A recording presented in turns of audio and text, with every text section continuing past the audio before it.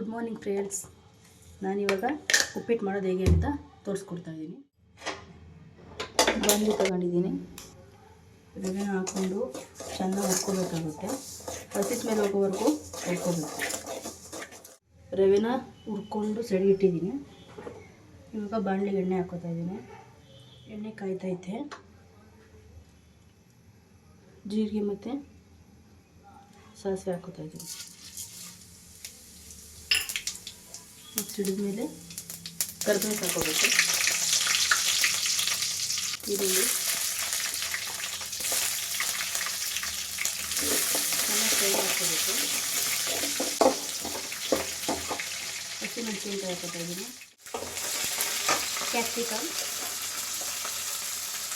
Tomato ಹಾಕೋತಾ ಇದ್ದೀನಿ. Fry ಮಾಡ್ಕೊಳ್ಳಿ.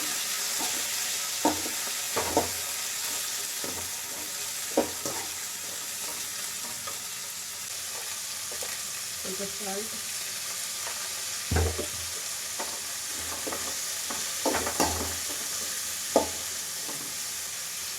ನಾನಿಲ್ಲಿ ಹಸಿ ಹಲಸಿನಕಾಯಿ ತಗೊಂಡಿದ್ದೀನಿ ಮತ್ತು ಸ್ವಲ್ಪ ಬಟಾಣಿ ಹಾಕ್ಕೊಂಡಿದ್ದೀನಿ. ವಾಸನೆ ಇಟ್ಕೊಂಡಿದ್ದೆ ಹಾಕ್ತಾಯಿದ್ದೀನಿ.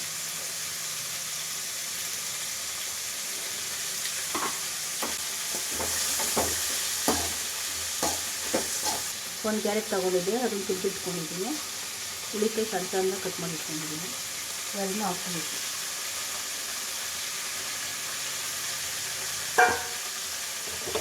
ಇವಾಗ ಸ್ವಲ್ಪ ಉಪ್ಪು ಹಾಕ್ಕೊಂಡು ಚೆನ್ನಾಗಿ ಫ್ರೈ ಮಾಡ್ಕೊಬೇಕು.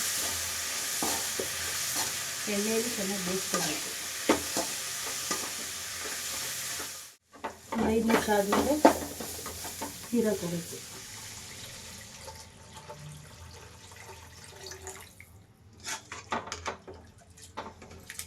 ಇದು ಕುದಿ ಬರೋವರೆಗೂ ಬೇಯಿಸ್ಕೋಬೇಕು ನಾವು.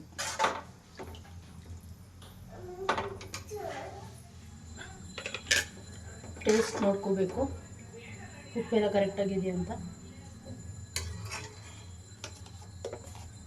ಸ್ವಲ್ಪ ಸಪ್ಪೆ ಇದೆ, ಒಂದು ಎಷ್ಟು ಬೇಕೋ ಅಷ್ಟು ಹಾಕೋತಾ ಇದ್ದೀನಿ. ಇದು ಕುದಿ ಬರೋವರೆಗೂ ಚೆನ್ನಾಗಿ ಬೇಯಿಸ್ಬೇಕು. ಕುದಿ ಬರ್ತಾ ಇದೆ.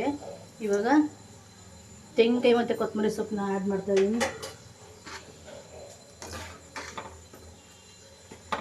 ಕುದಿ ಬರ್ತಾ ಇದೆ. ಇವಾಗ ಸ್ವಲ್ಪ ಸ್ವಲ್ಪನೇ ರವೆ ಹಾಕ್ಕೋಬೇಕು. ಹುರಿದಿಟ್ಕೊಂಡಿದ್ನಲ್ಲ ಆ ರವೆನ ಹಾಕ್ಕೋತಾ ಇದ್ದೀನಿ. ಲೋ ಫ್ಲೇಮಲ್ಲಿ ಇಟ್ಕೋಬೇಕು, ಇಲ್ಲಾಂದರೆ ಗಂಟಾಗ್ಬಿಡುತ್ತೆ.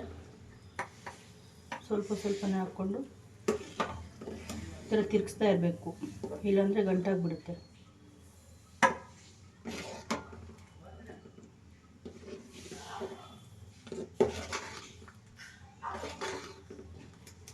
ತೆಳ್ಳಬೇಕು ಅಂತಂದರೆ ಜಾಸ್ತಿ ನೀರಿದ್ದಂಗೆನೇ ಈ ರವೆನ ಸ್ಟಾಪ್ ಮಾಡಬೇಕು.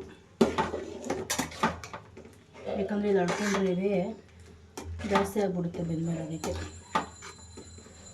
ಲೋ ಫ್ಲೇಮಲ್ಲಿ ಅದನ್ನು ಬೇಯಿಸ್ಕೋಬೇಕು. ನೋಡಿ ಇಷ್ಟೆಲ್ಲವಾಗಿದೆ.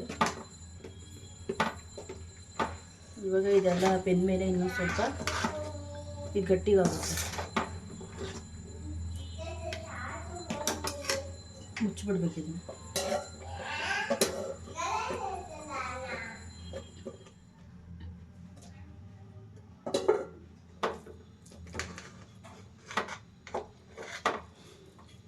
ನೋಡಿ ಗಟ್ಟಿಗಾಗೈತೆ.